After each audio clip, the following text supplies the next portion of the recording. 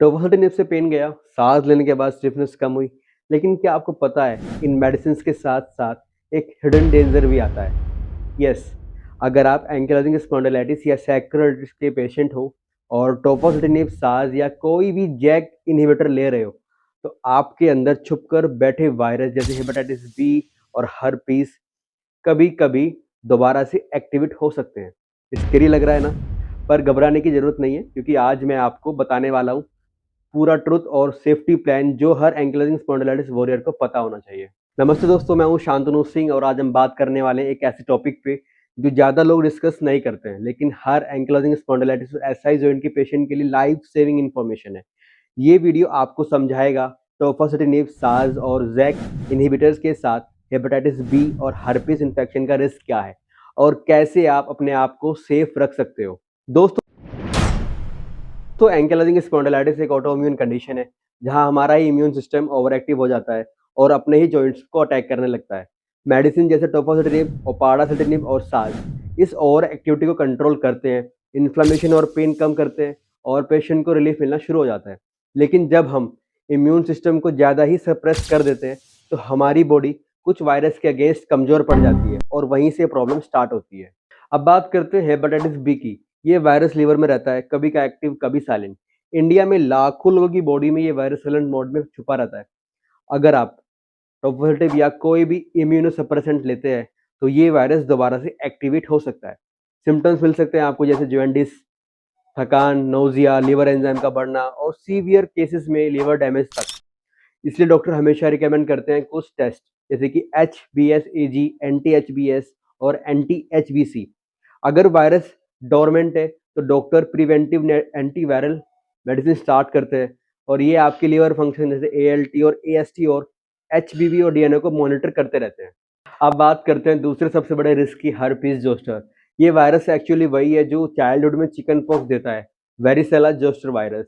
Chicken pox के बाद ये वायरस नर्व्स में कहीं छुप जाता है और जब हमारी इम्यूनिटी डाउन होती है तो ये दोबारा से एक्टिव होकर के हमको रैशेस और नर्व पेन दे सकता है।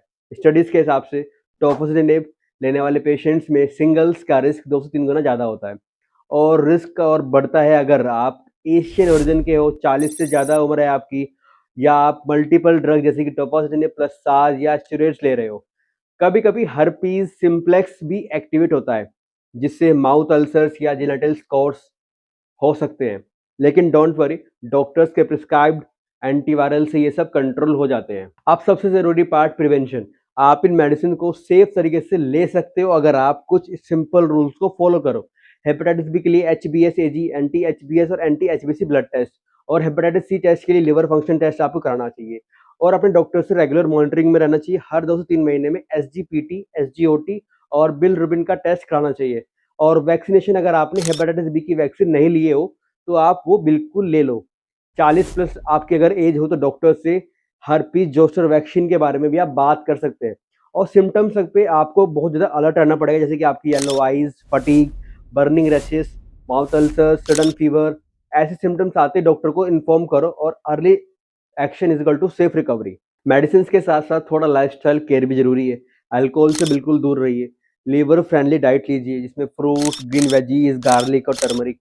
प्रोसेस और ऑयली फूड बिल्कुल अवॉइड करना है और हाइड्रेशन मेंटेन रखना है और उसको बढ़ाना भी है। और सप्लीमेंट जैसे मिल्क थिसल या फिर विटामिन D3 सिर्फ डॉक्टर की गाइडेंस में ही ऐड करने चाहिए अपनी डाइट में। ये स्मॉल स्टेप्स आपके लीवर और इम्यूनिटी दोनों को प्रोटेक्ट करते हैं। टोफोसिनेब और साज जैसे मेडिसिन AS पेशेंट्स के लिए एक ब्लेसिंग्स हैं। पेन और स्टिफनेस कम करते हैं और आपको एक एक्टिव लाइफ जीने का मौका दोबारा से देते हैं। लेकिन हर पावरफुल मेडिसिन के साथ एक रेस्पॉन्सिबिलिटी भी आती है और वो है अवेयरनेस और मॉनिटरिंग। डरने की नहीं, समझने की ज़रूरत है क्योंकि जब आप अवेयर हो तो आप कंट्रोल में हो। अगर ये वीडियो आपके लिए हेल्पफुल रहा हो तो एक लाइक ज़रूर करो और शेयर करो उन AS वॉरियर्स के साथ जो टोफोसिनेब या साज ले रहे हैं। मैं हूँ शांतनु सिंह और मैं ऐसे ही वीडियोस लाता हूँ जो एंकिलोजिंग स्पॉन्डिलाइटिस और सैक्रोलाइटिस पेशेंट्स को स्ट्रॉन्गर और स्मार्टर बनाते हैं। स्टे स्ट्रॉन्ग, स्टे अवेयर और मिलते हैं नेक्स्ट वीडियो में। So always keep fighting like a true AS warrior. Thank you.